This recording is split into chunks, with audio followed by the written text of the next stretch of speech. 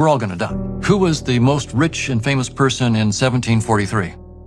Who knows and who cares? Same thing about us. 1,000 years from now, is anybody going to know our name? No. Anybody going to care? No. And does that mean that I'm worthless, I'm pointless, I'm meaningless? No, it means you're infinite, and this is just one of the games you're playing, and enjoy it. And don't try to get your identity from this game. In some sense, you're getting your identity from finding out that you're not this game. That's how you're learning about who you really are, is to know, I thought I needed to be, for example, the CEO or the professor or whatever it might be, get all these accolades and so forth. And that motivated me for a while. And then I realized, oh, no one's going to really care. And in fact, you know what? I don't really even care. That was just a game I had to play, and I'm not that. And I learned that I transcend that. Life is full of all these irritations, things that go wrong, all the time. The lesson of life is to just say yes to whatever happens. This is what needs to happen, and to not resist. In some sense, I am the infinite. I put myself in this game, and it's a good game. So, hey, just go with it. If you've ever played a virtual reality game that's highly immersive, right? You put on a headset and bodysuit, and you know when you first get in, hey, look, this beautiful world that I'm involved in, maybe it's Grand Theft Auto or whatever it might be, some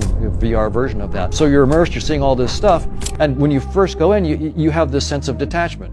Here I am, outside of the game, with just this headset on. But once you get into it, you're in the game, and your emotions get tied up in it, and you lose yourself in the game. And so effectively, that's what I'm saying is happening here. Space-time is just our headset. But we lose ourselves in the game, and we take the game as the reality. And what science has done, what physics has done, is study space-time very, very well. They studied our headset, and they studied the headset so well that they discovered it's just a headset. And that's the power of the scientific method. If space-time is just a headset, think about the options that come. You don't have to go through space-time, you could go around space-time. When we let go of the physicalist framework, we say, no, I am consciousness. I transcend this. Death is just stepping out of this headset. In other words, we're wired up to take the headset seriously. And so consciousness sort of wired itself up to take the headset seriously. But part of the waking up process is to step back and go, oh, wow, okay. Oh, no, I'm not a little thing inside the headset. The headset is inside of me. I'm eventually going to take the headset off.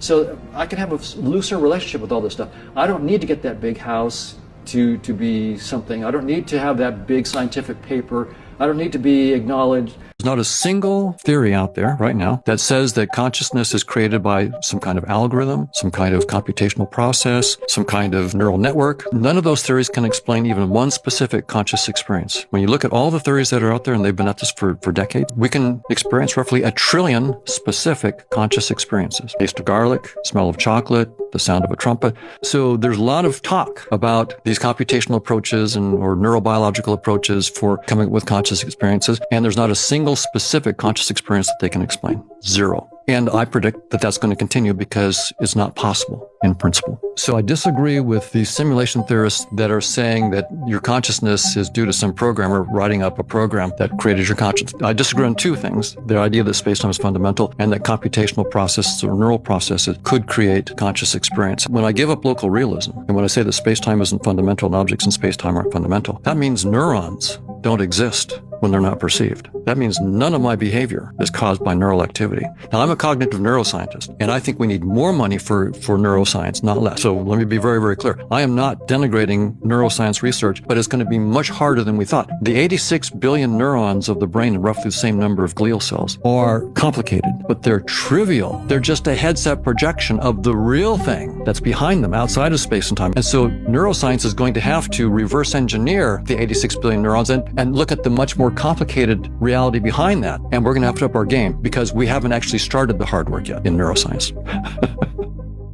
Now our best theories, quantum theory and relativity theory, together tell us, as various physicists now put it, that space-time is doomed. Nima Arkani Hamed, among them, is one of the more prominent voices. Space-time is doomed, and physicists are now looking for a reality beyond space-time, beyond space and time both, not just space, but beyond time as well. And they don't have it yet. They're finding interesting structures, something called amplituhedron, cosmological polytopes, associahedron, and so forth. So they're finding these interesting structures, but they don't know what it's about yet. So science is groping its way towards what you said, which is that what we see is just a perception, and science has reified that perception when it assumed that space and time and objects are fundamental. But now we're seeing, for example, in the quantum Bayesian or cubism approach to physics, Chris Fuchs, David Merman, and others, Rüdiger Schack, they point out that every act of observation in physics is what they call an act of fact creation.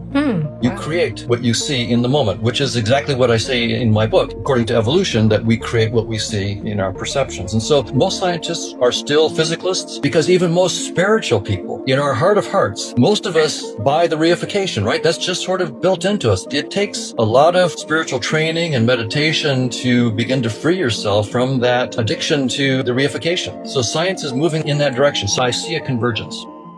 What's interesting to me about consciousness is, in this framework, why is it doing this? Why should consciousness go to all the effort of, like, this is a pretty amazing space-time universe. I mean, it's like billions of light years across.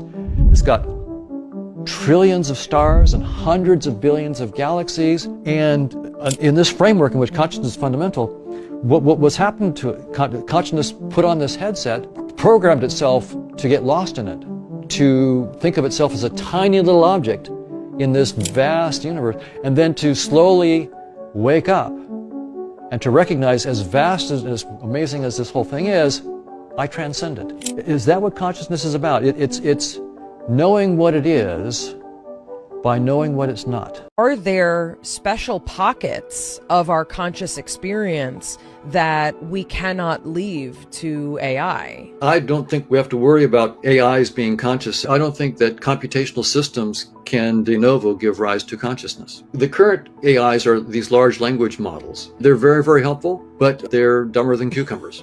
They don't understand what they're doing. They get confused. They can read lots of material and find correlations. There's an active inference approach that Carl Friston and others are doing, be a next generation of artificial intelligences, which are going to get closer to what we might call intelligence. The large language models are just correlation devices, effectively.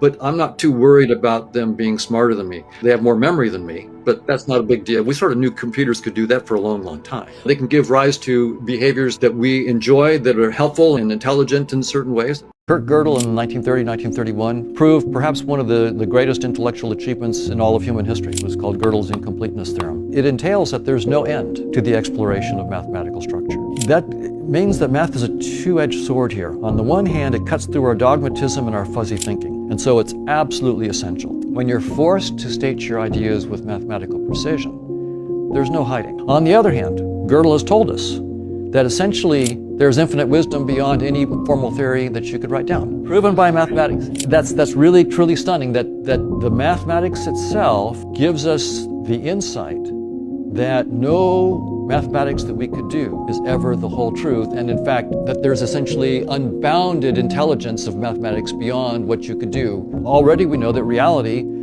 transcends any mathematical theory.